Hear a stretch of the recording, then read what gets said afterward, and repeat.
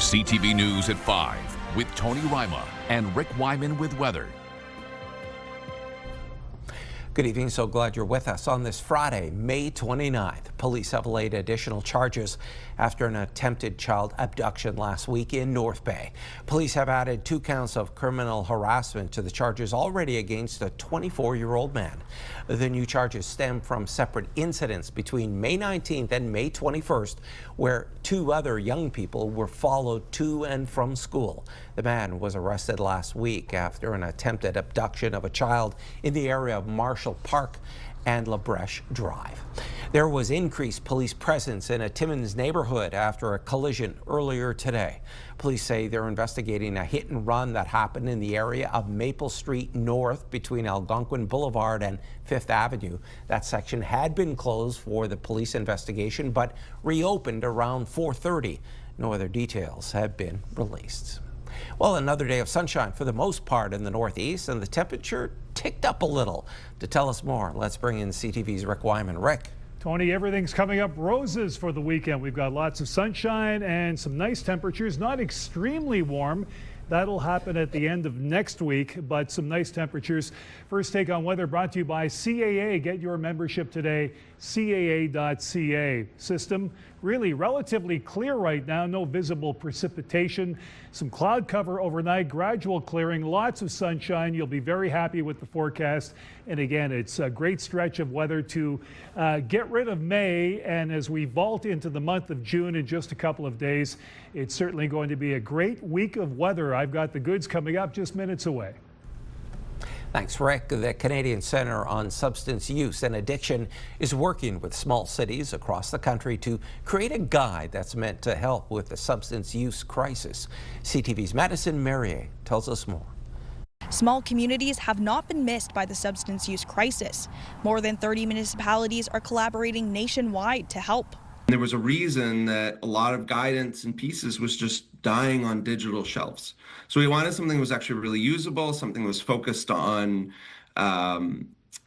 real, like on the ground examples of how things could work and also what's needed for it to succeed. With the playbook just out this week, it'll be interesting for our team to take a look, really identify what we have already and where we have the capacity to fill some gaps. So it's, introducing 1 or 2 new things at a time. You can't build Rome in a day, but having a resource like the CCSA has prepared for small communities.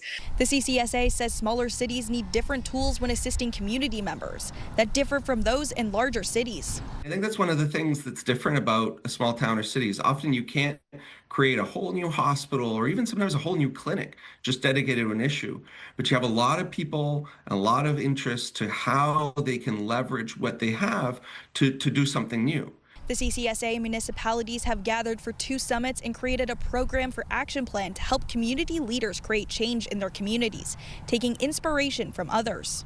There's also a really good argument to make that the work that you do in prevention, even though it's really long-term, doing that community building, every young person that you can prevent from getting into the cycle of substance use, it's a lot easier to do prevention work than it is to try to rescue the situation. The Canadian Centre for Substance Use and Addiction is not only encouraging more smaller communities to be part of the conversation, but they're now welcoming in medium-sized cities, as there's oftentimes smaller communities within their geography. Madison Merrier, CTV News, Sudbury. Meanwhile, provincial police are warning residents in northern communities to be aware that opioid-related overdoses have spiked in recent days. OPP say emergency services were called to a home in Kirkland Lake after 3 people overdosed. The individuals have since recovered, but police are warning that fentanyl is being mixed with other illegal street drugs without users knowing. A truck driver and his employer face a long list of charges after defects in the vehicle likely led to a multi-vehicle collision in North Bay last night. OPP say the crash happened at the Highway 11 and Airport Road intersection just after 6 p.m. The investigation found the commercial vehicle failed to stop at a red light, collided with a passenger vehicle, then continued striking other vehicles. The vehicle was inspected by the MTO that found multiple critical defects. Auto theft is a profit-driven criminal operation in Canada. Now, CAA is warning drivers of emerging auto theft tactics used to capture or amplify key fob signals. CTV's Lindsay Ellick reports. We've seen it before, where thieves use technology to amplify key fob signals to steal a car out of someone's driveway. Now, according to officials with CAA, criminals are using distraction tactics. For example, you've parked your car on a street, you're going to visit a friend, and somebody pulls up beside you and says they need directions, they're not sure of the community and where they need to go. And in that time, you get close to the individual. They could have the tools they need concealed to try and grab that radio frequency information from your key fob. And that's why we talk extensively about having your key fob protected, putting it inside of a Faraday pouch, because that will block the signal. Other ways drivers can protect themselves include parking in well-lit, high-traffic areas.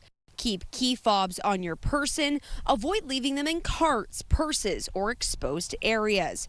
Consider visible anti-theft devices like steering wheel locks or two-factor authentication.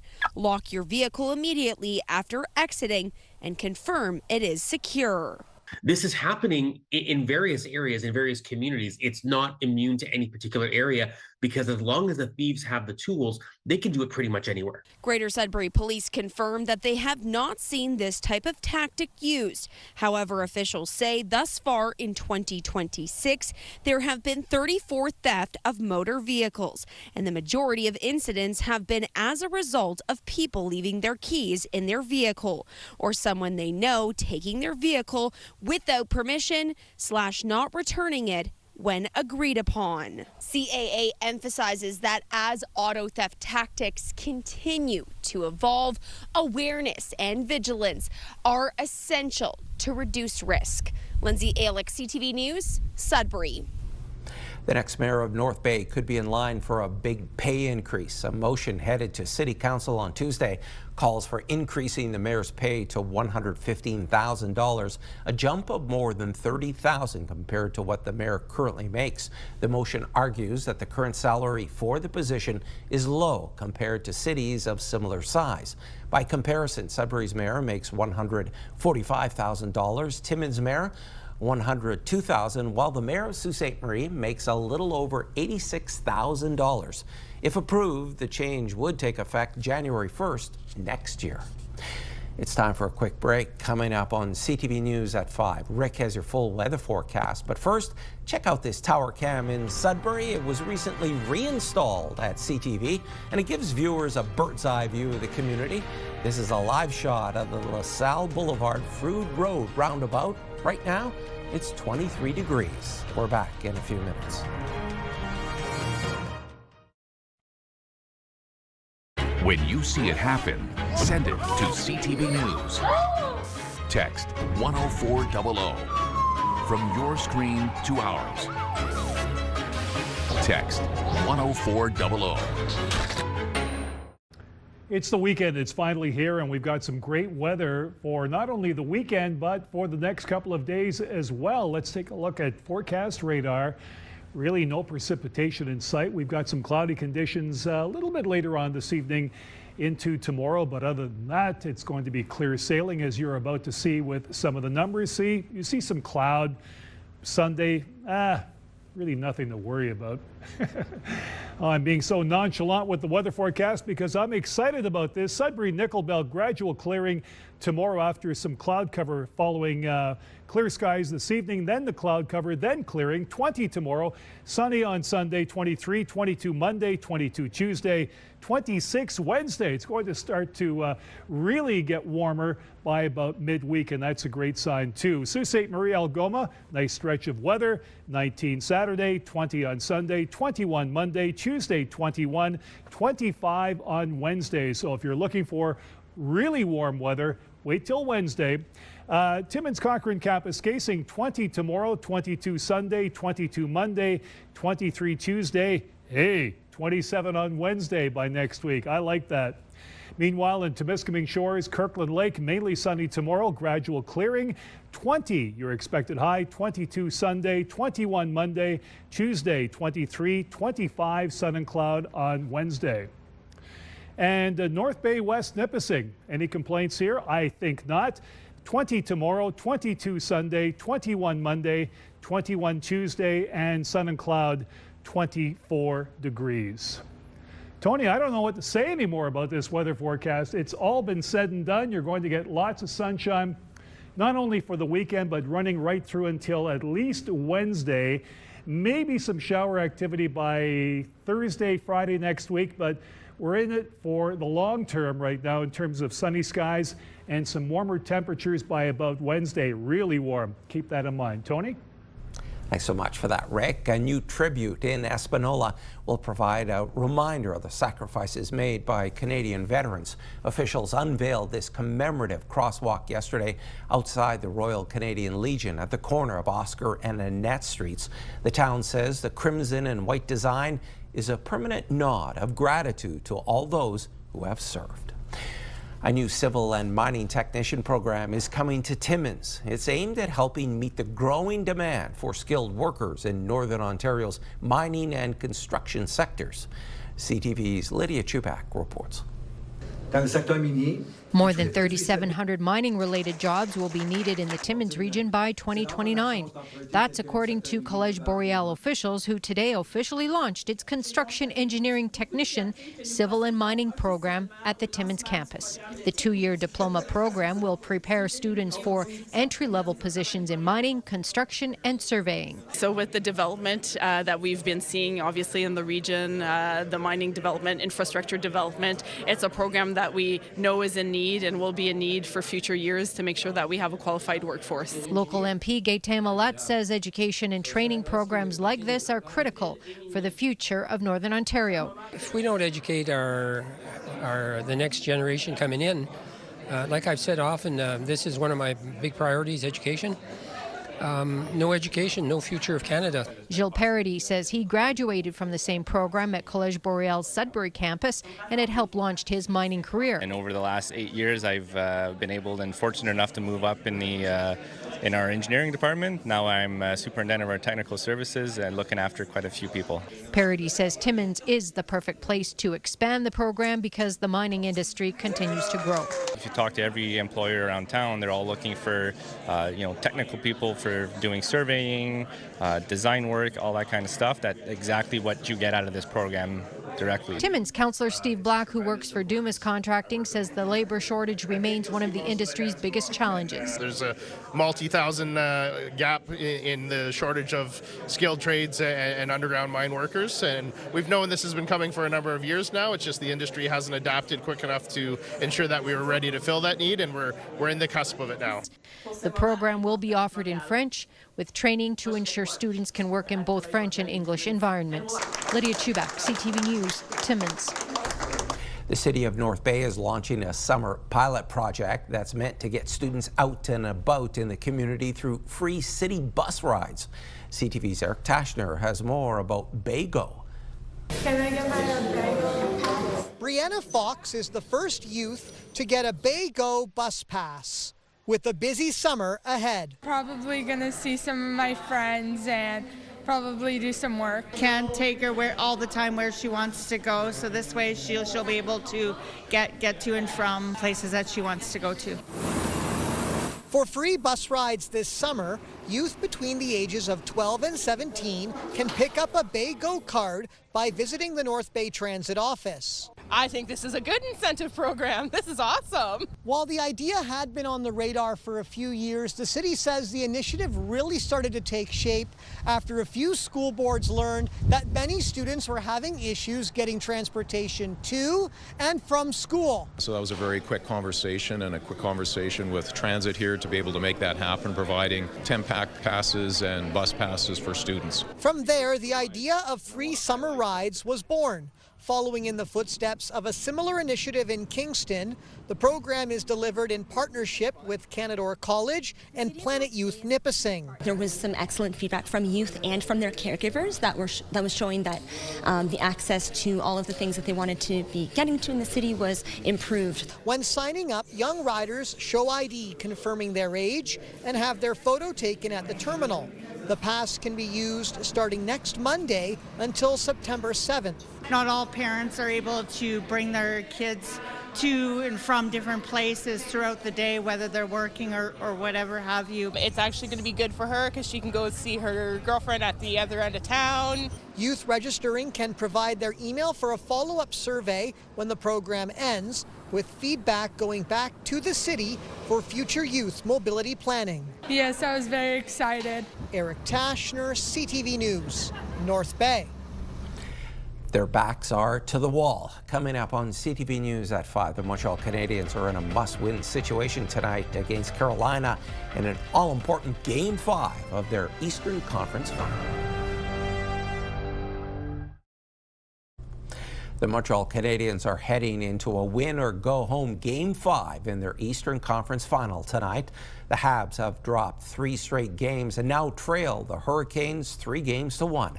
Montreal has been outshot 109-43 in those 3 losses. Canada is set to unveil its World Cup roster this evening. Head coach Jesse Marsh invited 32 players to a training camp in North Carolina this week and plans to narrow that group to 26 tonight. Captain Alphonso Davies is expected to be on the roster despite missing camp as he recovers from a hamstring injury. Canada will kick off the tournament against Bosnia and Herzegovina in Toronto June 12th. The expanded 48-team tournament will see 104 games staged across Canada, the U.S., and Mexico. You can watch the roster announcement tonight at 7 on TSN. Several people in the business community were honored in Sudbury last night.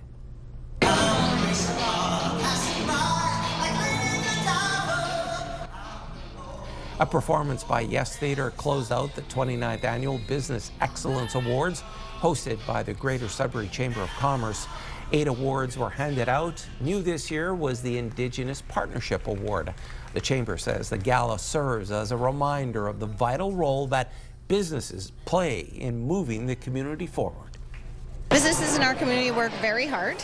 They work employing people and putting food on the table of many of the people in this community. So it's really important to take the time to celebrate that and to give them the time to talk about themselves and celebrate each other. I'm kind of speechless to be a part of the community, to start something from the ground up. It truly means a lot. We're very humbled, but we're also very excited. This is something that we strive for every single day, not for an award, but this is the goals that we look to achieve every single day at our business, to take care of our guests and our family and our friends. And the Chamber estimates about 450 people were in attendance last night. An Ottawa mother is sharing her story after she and her 2 teenagers and adult son found themselves living in a tent in the woods. It highlights what advocates call hidden homelessness. CTV's Caitlin Wilson explains. Piece by piece, Amy Ayers is taking down the place her family has briefly called home. For the past few weeks, she's been living in this tent with her 3 kids, their dog and cat, tucked inside a forest in a conservation area owned by the City of Ottawa, but now a way out. We have a friend who had reached out, and we're staying there for now, and they're going to help us to get to where we need to be. She says the hardest part has been trying to keep her family together while running out of places that would take all of them, including their pets. They either didn't have anywhere that would accommodate us all as a whole, or there was no room. She says it wasn't just one thing that led them here. After the pandemic, Ayers left her job as a personal support worker for mental health reasons and now relies on social assistance. She says her oldest son works a full-time fast food job, but even with their combined income, it's still not enough to afford rent. Everything became like a snowball, and your Ontario words, you're kind of like labeled, so you're kind of like skipped over or told, oh, I'm sorry, you know, like, and they move on to the next. Her story comes as the city shelter system remains under pressure and the number of households waiting for subsidized housing continues to grow, reaching more than 16,000 at the end of last year, the average wait between 5 and 8 years. You have families with children as the biggest group of people in our shelter system. We can absolutely be doing more than we are, and that's not on the city only. That is a national issue, that is a provincial issue, and we need those levels of government to step up. And for Ayers, the first step to getting back on her feet is to find a permanent place of her own to call home. This isn't where I want to be. I didn't ask to be here, but like I said, it could happen to anybody. Caitlin Wilson, CTV News. Birthday wishes, a dog, and flowers. When we return, our community close-up segment. You're watching First at 5.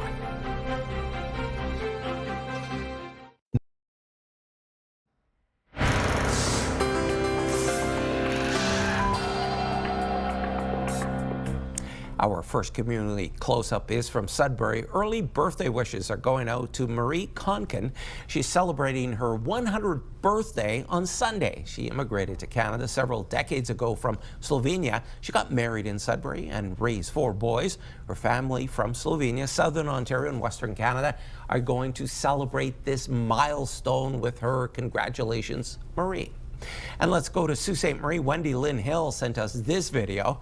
She was out for a bike ride and spotted a yard with all these daffodils. The flowers are toxic to virtually every garden pest and return year after year. They also expand each year too. Thanks so much for thinking of us, Wendy Lynn.